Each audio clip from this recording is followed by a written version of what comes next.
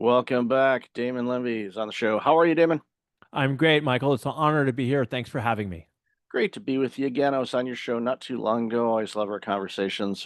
I learned so much from talking with you, and reminds me of things that have been great in my life, and things to look forward to as well. So, for those that aren't familiar with you, why don't you share a little bit about you, and then we'll jump into the conversation.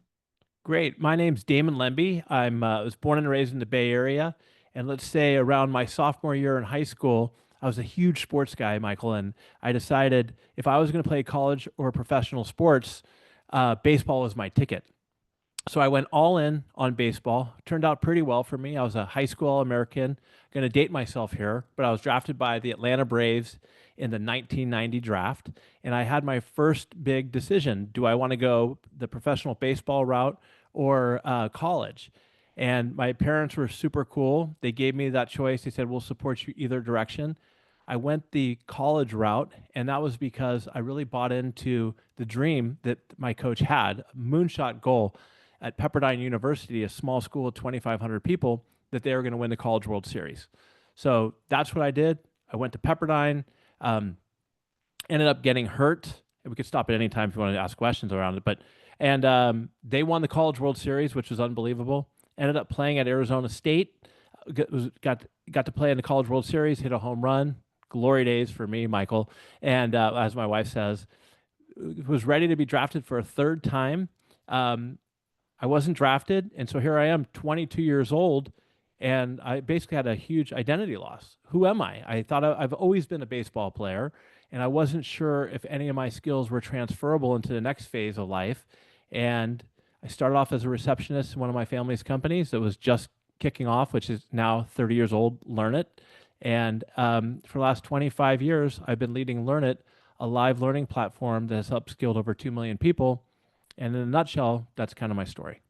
It's so many journeys and twists and turns in that. And the nice thing, obviously, I wish you didn't get hurt, because you probably would have uh, made the big leagues, quite frankly, with your talent. And especially for Atlanta to draft you, especially at that time with the Braves, because they were getting ready to be America's team, as TBS used to advertise, and they were winning all the time. Other than they obviously they cashed one in finally in '95, but they were amazing, and the deep talent too. And they obviously knew their scouting because of the people that they had brought up through the ranks over the years. But you went to you went the college route, and of course you got an education, which you see this all the time with athletes. They're just amazingly gifted at whatever sport they happen to be in, and we all know that the lifespan of your career in professional sports is quick, especially when you see, oh, this player is retiring, and you're like, didn't they just start? It's such a short window because the wear and tear of being a professional athlete or an amateur athlete doesn't matter. You're basically squeezing every ounce of everything out of your body. And there's so many leadership lessons when it comes to that. And before I forget, here you are, you're 22, and you realize, well, I didn't get drafted this time. And now what? And when your identity is your vocation, that can be a scary proposition. We see it now, especially, now that we're, the time of this recording, kind of in a cycle where there's a lot of organizations that are laying people off. And some people that have been in their careers a long time, all of a sudden they find themselves without a job, and they've basically tied their identity to their job, and they're not 22. They are in their 40s, 50s, maybe early 60s, and they're not ready to retire yet. But all of a sudden, they're like, I don't have this for me anymore. And it's not a fun feeling, for any age. But so you decide to go, all right, I'm going to answer phones and work with clients and all of that kind of stuff. And obviously, that's led to a very successful organization and something that you obviously live, breathe, and dream. So, those once you got, I don't know, that's actually this question I want to ask. How long was it before you kind of, came to grips with, all right, I'm not going to be a professional baseball player anymore. So let's shift my mindset to doing, this work instead. Well, what was that journey like for you? Well, one thing I just want to touch on before I answer that question is you're so right that there's so many people going through career changes right now. Maybe you lost your job as an accountant, you've been an accountant for 20 years. Similar to me in baseball, the skills you learned as an accountant, if you want to start over and do something different, those skills are transferable. And I don't think enough people realize that. So, as difficult as it is for you, as it was for me, there is light at the end of the tunnel because you could take that experience and those skills and pivot in a different direction if you decide to, or you can get another accounting job. As for me, my situation was I was very fortunate.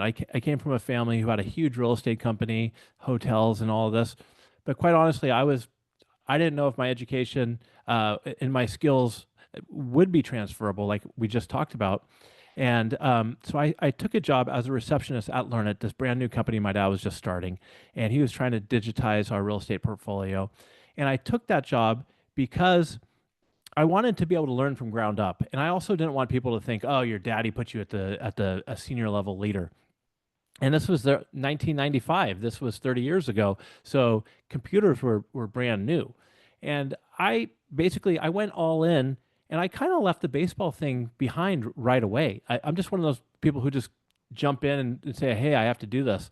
Because I felt like there was something that I would be great at something. But the only way to get great at anything is put in the reps and work hard. Before we got on the air, we talked about taking action. I just said, I have to take action and do something.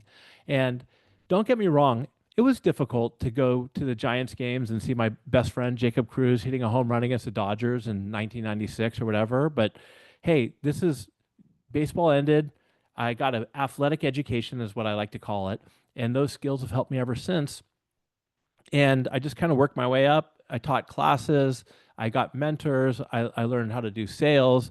And about 5 years into it, around 2000, when the CEO wasn't working out, my dad and our board, they were looking for somebody else. And I kind of threw my hat in the ring and I said, "Hey, I've taught classes. I've even helped out with IT. I've done the marketing. I closed our biggest sales deal. Give me a shot." And so that's where they said, "Okay." And they gave me an opportunity. If you remember these times, this was right in San Francisco, the .com boom. And so I thought, man, I'm like the greatest CEO of all time. All you need is fax paper, and contracts are coming in left and right. But we all know how that turned out. And the .com bust was a huge, different situation.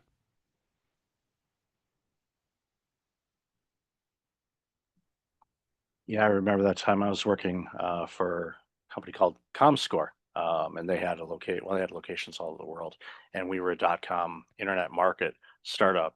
They're still around, publicly traded, and all of that. And we were seeing rapid growth, and then things kind of came to a crashing halt, and it was quite an adjustment period. And I know that the Bay Area, Silicon Valley, it really wreaked havoc because it went from, obviously you had, a pretty strong base in the Bay Area anyway, but then the growth was just insane. And it was zany too, because I worked in IT at the time. And I remember recruiters placing me into places and then calling me 6 months later and say, "Hey, we got another role for you." It's like, I'm still happy here. Well, we can pay you $15,000 more over here. I'm like, where's the interview? And I'm surprised it waited 6 months. I mean, my buddies were getting recruited 2 or 3 months into the jobs and yeah, hopping all over the place. we were in Chicago. It wasn't as crazy there. I mean, it was crazy there, but it wasn't, crazy like, oh yeah, it was like literally, the ink dried and the check cleared for the recruiter, and they're like, "Okay, who do we got? Oh, wait a minute, Damon. Yeah, come here. I got."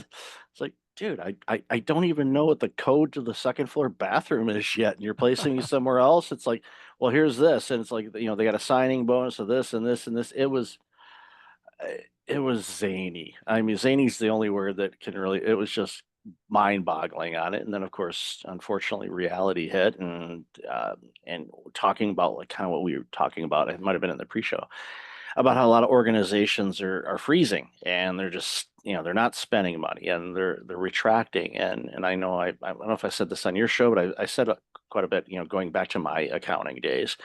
I see this all the time when organizations are going through some kind of downturn or economic downturn. On the income statement or the profit and loss statement, usually one of the first items, if it's alphabetical, which it usually is advertising.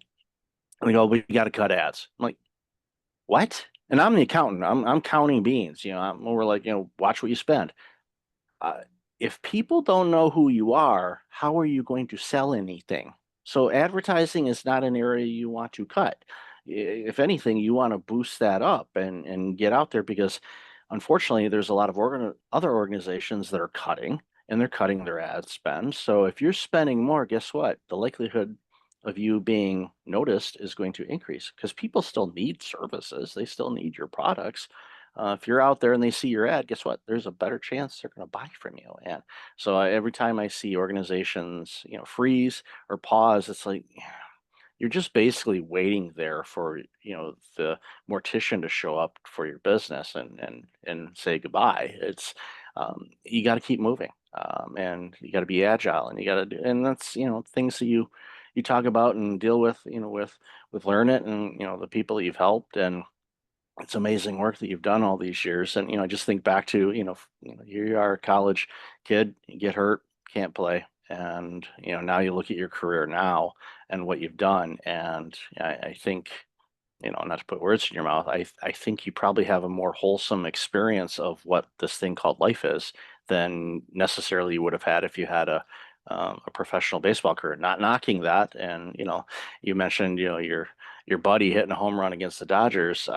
Being from where you are, anybody hitting a home run against the Dodgers is a beautiful thing. I know I'm down in San Diego, so I get it. We understand that love of that team in Scully way. So, but yeah, I'd love to hear your thoughts on. And we talked about this a little bit at the beginning. On why organizations kind of freeze instead of leaning in and learning more and spending more on marketing and branding. Why do you think organizations just are freezing and it's not good for them? So I'd love to hear your thoughts on that.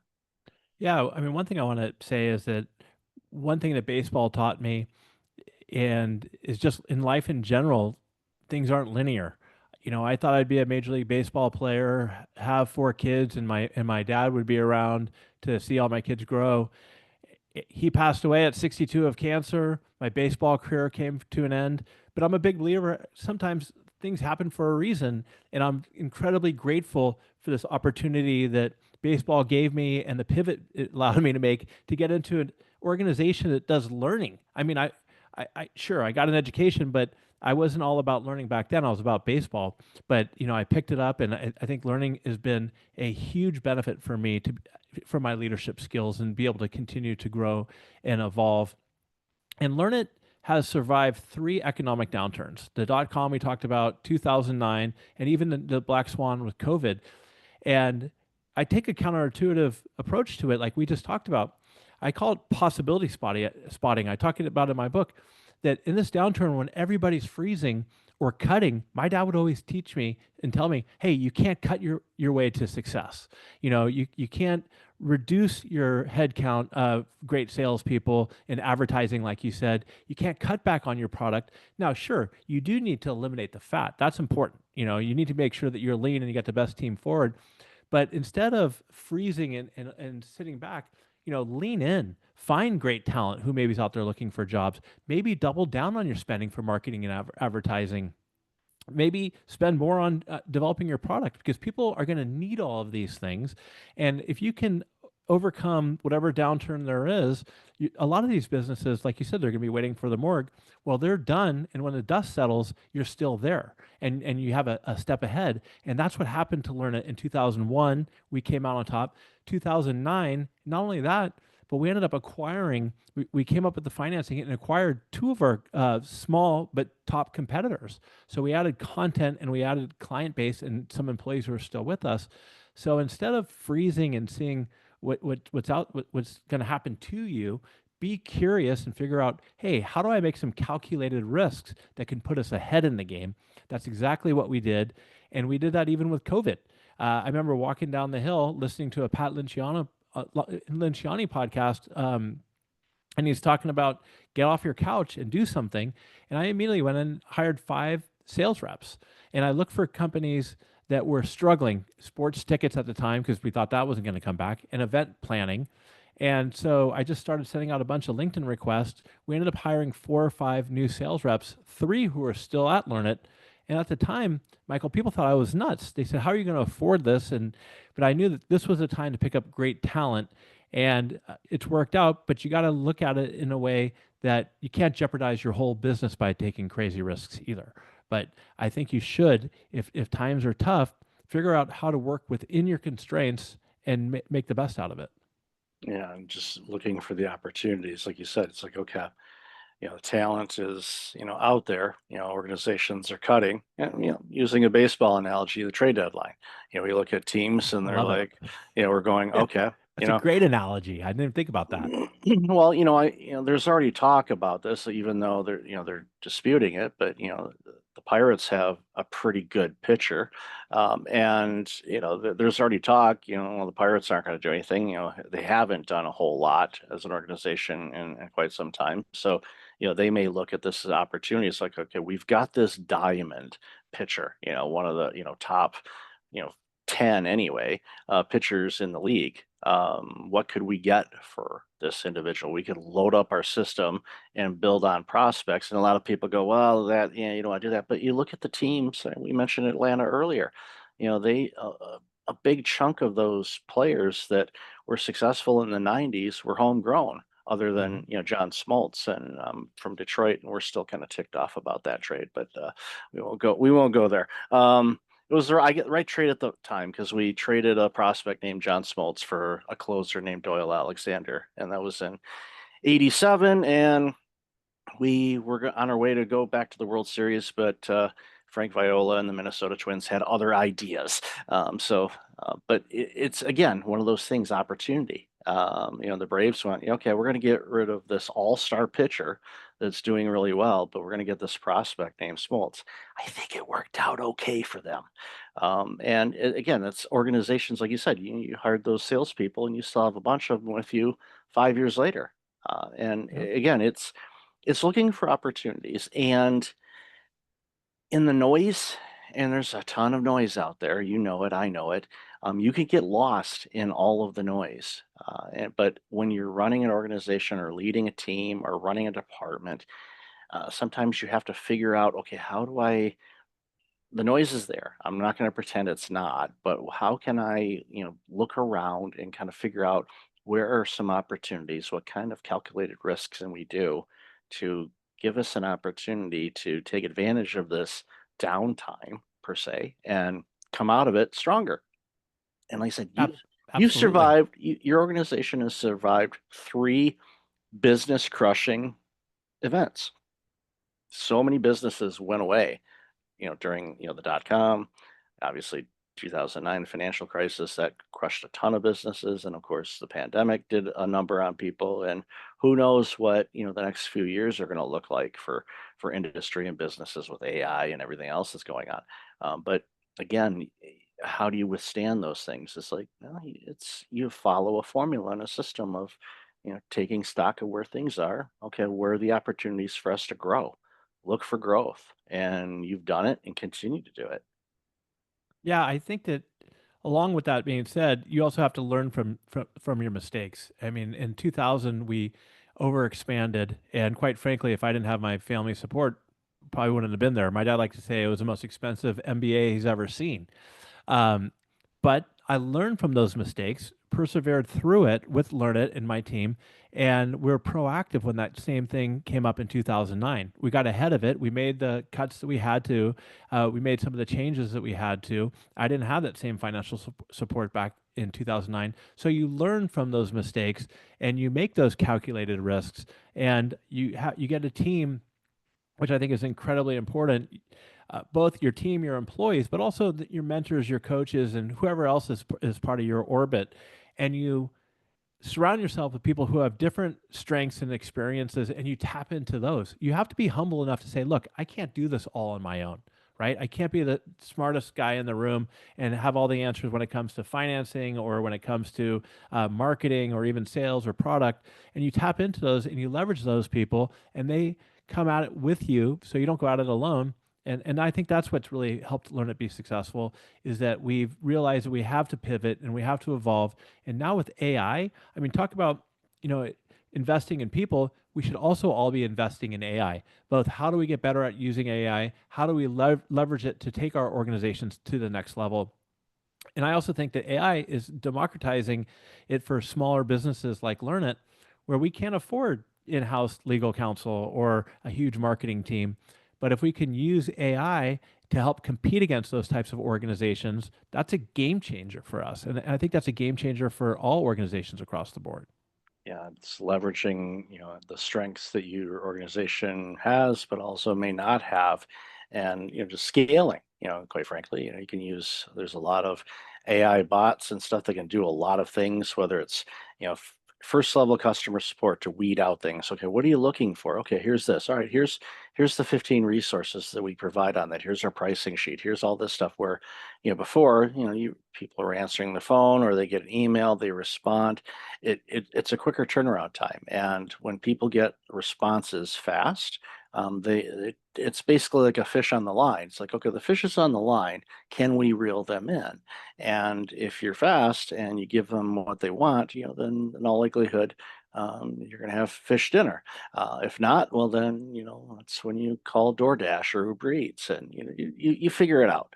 But again, it's one of those things where I see organizations that thrive and are able to withstand the ups and downs that the world throws at us are the ones that are constantly looking for opportunities. When things are great, you're looking for opportunities. When things are not great, you're looking for opportunities. So before we wrap up, let's talk about your book. We hit it at the book a little bit ago, but I want to share a little bit about the book, why you wrote it. It's a time-consuming adventure, isn't it? Writing a book. So I'm Yes. curious as to what motivated you to write the book, what's it about, and what are some of the highlights that you'd like to share about the book? Well, thanks. So my book is called The Learn It All Leader: Mindset, Tools, and Traits. It came out in April of 23, and I really wrote it for three reasons. Number one is I wanted to share my story. I played for three Hall of Fame baseball coaches and what I learned from them, as well as the great talent that I've had at Learn It over the years. So there's a lot of stories in there about my team and how they've evolved over time. Number two, I've worked with all these organizations. So we kind of pull back the curtain and talk about what great leadership looks like from a client perspective without, mentioning who those clients are, and some really poor leadership and what you can learn from that. And number three, really legacy. I mentioned that my father, who was my idol, passed away in 2010. And my kids, I got some young ones, 3 and 7 year olds. I want them to understand the impact that not only my dad, but my grandfather, and of course my mom, who's still alive, and how they've helped me grow as a business leader, as well as the difference that Learnit's made over the years in regard to, I mean, we're helping develop future leaders through these soft skills courses that we teach around leadership. So that was really the motivation of writing the book, and it was and I have to give my wife credit because I didn't really want to do it, to be honest. It was just too much work. But she pushed me to it. She gave me the space to come into the office on the weekends, work on it, and it's something that I'm really proud that I've been able to get out there. Yeah, I always tell people when they say, I'm thinking about writing a book, my first response is, please do it. You don't even know what the book's about. I don't care. Write the book because it's your perspective on things and the journey and the lessons and all the twists and turns that life throws at us. Everybody thinks it's a fastball down the middle, but no, it's curveballs and knuckleballs and sliders and Sliders in the it, dirt. exactly. And or Maddox, who was always outside the strike zone all around and just fooled every batter except Tony Gwynn. Tony Gwynn had a pretty good record against him, and if you ever talk to Maddox, he doesn't like talking about it too much. But anyway, I've loved this conversation, Damon. Where can people find out more about you and this amazing work you're doing? Well, thanks, Michael. And it was also an honor to have you on my podcast, the Learn It All podcast. So check that out. And my company is learnit.com. But connect with me on LinkedIn at Damon Lembi. And when you go to the Learnit site, if there's any classes that you want to take, let's say like dealing with conflict or emotional intelligence or even how to use Excel, send me a message on LinkedIn, and let me know that you heard me on the Breakfast Leadership Network podcast, this podcast, and I'll give you a free class. I mean, the classes are like $250. So reach out to me. I love doing that. I only ask that, show up and send me a note on some feedback on what you learned from the class. Awesome. Very generous of you, Damon, and I'll definitely have that information in the show notes. So thank you for being you. The world needs more amazing human beings and leaders like yourself, and I really appreciate your time today, Damon. Thanks, man. It was awesome.